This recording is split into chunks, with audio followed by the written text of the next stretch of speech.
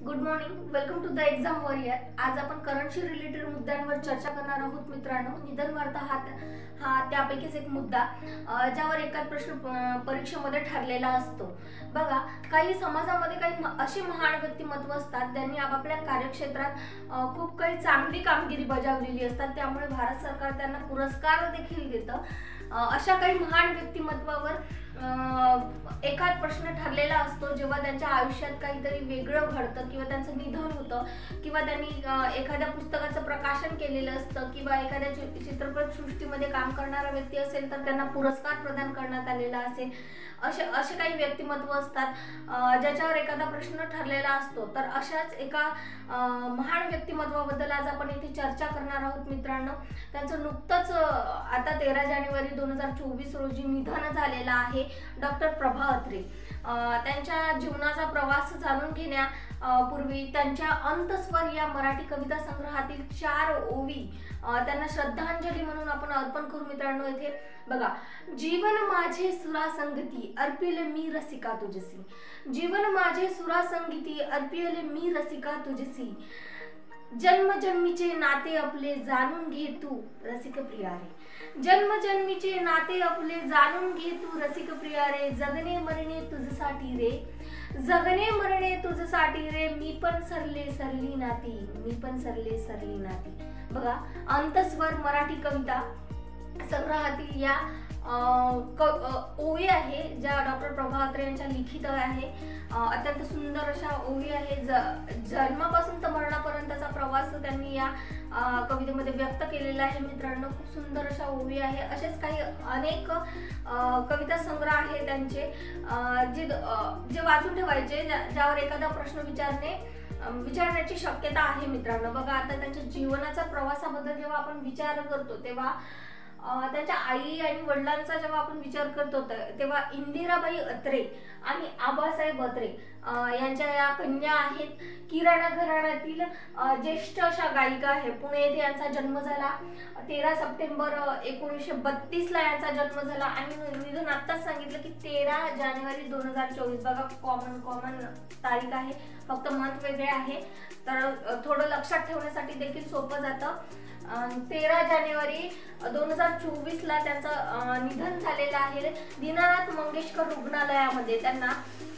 त्यांच्या वयाच्या 92व्या वर्षी हृदयाचा झटका आला आणि त्यांचं निधन झालं मित्रांनो। अत्यंत दुःखद अशी घटना आहे। एक महान असा कवी आपण आता आज येथे गमावलेला आहे।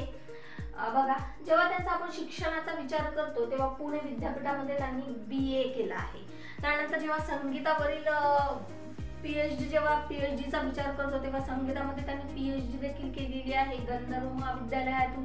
मी आता सांगितलं होतं की पुरस्कारावर एखादा क्वेश्चन ठरलेला असतो, तर बघा, पुरस्कार पद्मविभूषण जो भारतातील सर्वोच्च जो नागरी पुरस्कार आहे भारतरत्न, त्यानंतरचा 2nd नंबरचा जो हा पुरस्कार आहे पद्मविभूषण, हा पद्मविभूषण देऊन देखील त्यांना गौरवण्यात आलेला आहे। 2022 साली त्यांना पद्मविभूषण देण्यात आलेला आहे। त्यानंतर पद्मभूषणचा जेव्हा आपण विचार करतो हा देखील 2002 साली त्यांना देऊन त्यांचा गौरव करण्यात आलेला आहे। पद्मश्री देखील 1990 ला त्यांना दिलेला आहे आणि हा पुरस्कार देऊन देखील त्यांचा मान वाढवण्यात आलेला आहे। या ठिकाणी त्यांनी जे त्यांच्या क्षेत्रामध्ये गायिका या क्षेत्रामध्ये जी काही कामगिरी बजावलेली आहे त्यासाठी हा पुरस्कार त्यांना दिलेला आहे। त्यानंतर जेव्हा संगीत नाटक क्षेत्रातला संगीत नाटक अकादमी पुरस्कार जो आहे हा देखील मानाचा पुरस्कार आहे मित्रांनो। हा देखील त्यांना देऊन त्यांचा गौरव करण्यात आलेला आहे। जेव्हा आपण त्यांच्या गुरूंबद्दल विचार करतो तेव्हा पंडित सुरेशबाबू माने आणि हिराबाई बडोदेकर हे त्यांचे गुरु आहे। आपल्या डॉक्टर प्रभा अत्रे त्यांच्या शिष्या होत्या।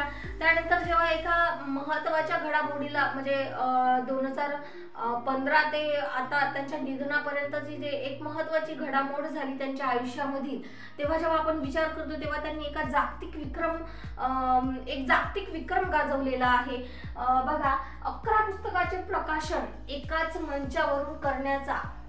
मंचावरून त्यांनी 11 पुस्तकाचे प्रकाशन केलेले आहे, असा जागतिक विक्रम गाजवलेला आहे त्यांनी। हा विक्रम त्यांनी 18 एप्रिल 2016 रोजी इंडिया हॅबिटेट नवी दिल्ली या ठिकाणी गाजवलेला आहे। हिंदी आणि इंग्रजी मध्ये संगीतावरील जे काही पुस्तकं असतात त्या 11 पुस्तकाचे प्रकाशन त्यांनी करून हा जागतिक विक्रम गाजवलेला आहे।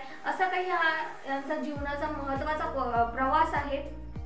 आणखी भरपूर म्हणजे संपूर्ण तर इथे घेता येणार नाही मित्रांनो, पण काही महत्त्वाच्या बाबी असतात, जसं पुरस्कार झालं, त्यांचं शिक्षण झालं, त्यांचा जन्म झाला, त्यांचं निधन झालं किंवा निधनाचं कारण झालं, किंवा त्यांनी कशा प्रकारे एखादं विशिष्ट कार्य केलेलं आहे, या गोष्टींवर आज आपण इथे चर्चा केलेली आहे मित्रांनो। अशाच नवीन नवीन करंटशी रिलेटेड मुद्द्यांवर चर्चा करण्यासाठी किंवा आमच्याशी जुळण्यासाठी आमच्या एक्झाम वॉरियर चॅनलला लाईक करा, शेअर करा, कमेंट करा आणि सबस्क्राईब करायला विसरू नका मित्रांनो। धन्यवाद।